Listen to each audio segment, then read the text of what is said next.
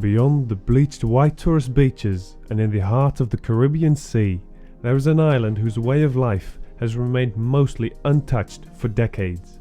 La Isla Grande is home to about 800 farmers and fishermen. It's completely cut off from the modern world and has no running water and electrical power lines. But this remote island got the attention of one vacationer who built a palace, now abandoned. That would be the infamous king of cocaine, the original El Patron, Pablo Escobar. The abandoned holiday home gives a glimpse into the lifestyle of Pablo Escobar. At the height of his notoriety, he struggled to find space to store all the money he was earning from trafficking narcotics. Located on one of Colombia's Rosario islands, the area which once was the playground of the country's most notorious drug barons, the opulent building has now fallen into disrepair. Did you know that Escobar once bombed an entire plane carrying more than 100 passengers just to eliminate his enemies? In that time, more than $2,500 worth of rubber bands was used per month to wrap up his billions in cash. He offered to pay off Colombia's national debt and engaged in gunfights with Colombian police squads. The king of cocaine was the son of a poor Colombian farmer, but by the time he was 35, he was one of the world's wealthiest men, earning over $420 million a week in revenue. At the peak of his power, infamous Medellin cartel boss Pablo Escobar, the original El Patron, supplied 80% of the global cocaine market and owned many ostentatious properties. Hidden amid the tropical forest in the Caribbean Sea are the decaying ruins of the cocaine king's luxurious island party home. Along with his narco-terrorist associates, Pablo set up a shop on a small cluster of tiny islands in the middle of the Caribbean Sea. They built extravagant villas and nightclubs to unwind from the rigors of running international crime and drug trafficking organizations that stretched across the globe. Ever since he died in 1993, when he was shot in the head by Colombian police as he tried to flee behind his bodyguards on a rooftop, his properties have been left to be reclaimed by the island's vegetation and tropical surroundings. These serene pale blue indoor quarters with Romanesque arches might seem like they were once peaceful places to sip on a glass of iced tea. Still, Pablo and South America's most powerful men would have no doubt planned some very sinister business behind these walls. Escobar was famously known for his plata o plomo way of doing business. Either you took his silver as a bribe, or took his lead in bullets. There was probably a bathroom decorated with a feminine touch. At the age of 26, Escobar was married with 16-year-old Maria Victoria. Their marriage lasted until Escobar's death, as did his countless affairs with underage girls. Here are some of the mansion's bizarre-looking windows, perhaps for some security protection, or an interesting 80s fashion statement. If you've got any clue what these bizarre-looking windows were for, leave them down in the comments below. There is a tiny island hut near the mansion, which was the guard's lookout house. A squatter now occupies it. The Colombian state now owns the islands of the drug lord's holiday resort. However, tourists can now rent canoes and paddle right up to the piers of former drug lords' villas. A boat trip that would have seen them shot on sight 20 years ago. During his height of power, he was one of the world's richest men, making up to $20 billion a year. Escobar was so rich he had problems storing his money. Allegedly, rats were eating up to $1 billion of his cash annually in storage. An empty shell of a building was still unfinished when Pablo was killed. This shell was to be used to solve the problem of storing money. Perhaps this cement structure was an attempt to solve this little problem.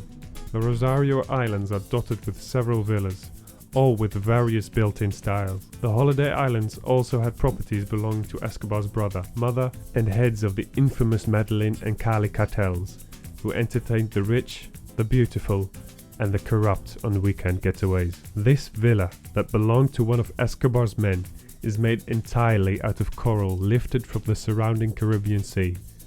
Despite the coral being a highly protected marine species in the area, this drug lord wasn't interested in being friendly to the environment. Now that passing boats and planes overhead are no longer carrying drugs and money, locals are now giving tours around the island, trying to cash in on Pablo Escobar's story that still fascinates the world. What will become of these paradise homes? It's worth noting that Pablo's primary residence Hacienda Nápoles in Colombia has been bizarrely converted into a public amusement park. Open since 2008, remnants of the drug lord's privileged life still remain, including a private bullfighting ring, swimming pools, tennis courts, an airstrip, and even one of his drug smuggling planes that now sits on top of the entrance gate. Explore Hacienda Nápoles, one of Colombia's most unique attraction on this trip to the Medellin. Located in Doradal, Antioquia, in the Magdalena River Valley. Hacienda Nápoles gained fame as the home of the drug trafficker Pablo Escobar. This sprawling estate is now a theme park with hippos and other exotic animals, a water park, a savannah tour, a Jurassic Park exhibit, and the remains of Escobar's car collection, and so much more. Escobar's private zoo was home to some 200 animals, including elephants, ostriches, zebras, camels, and giraffes. Many of the creatures were smuggled into the country aboard Escobar's drug planes. After he died in 1993, most of the animals were transferred to zoos. However, 4 hippos were left behind. They soon multiplied, and by 2016, upwards of 40 lived in the area. The potentially dangerous animals have damaged farms and inspired fear in locals. Authorities began castrating male hippos to control the population. Perhaps hoping to win everyday Colombian support, Escobar became known for his philanthropic efforts, which led to the nickname Robin Hood. He built hospitals, stadiums, and housing for the poor. He even sponsored local soccer teams. His popularity with many Colombians was demonstrated when he was elected to an alternate seat in the country's Congress in 1982. 2 years later, he was forced to resign after a campaign to expose his criminal activities. The justice minister who led the efforts was assassinated. In 1991, Escobar offered to turn himself into authorities if he was allowed to build his prison. Surprisingly, or perhaps not, Colombian officials agreed. The result was the luxurious La Catedral. The facility included a nightclub, a sauna, a waterfall, and a soccer field. It also had telephones, computers and fax machines.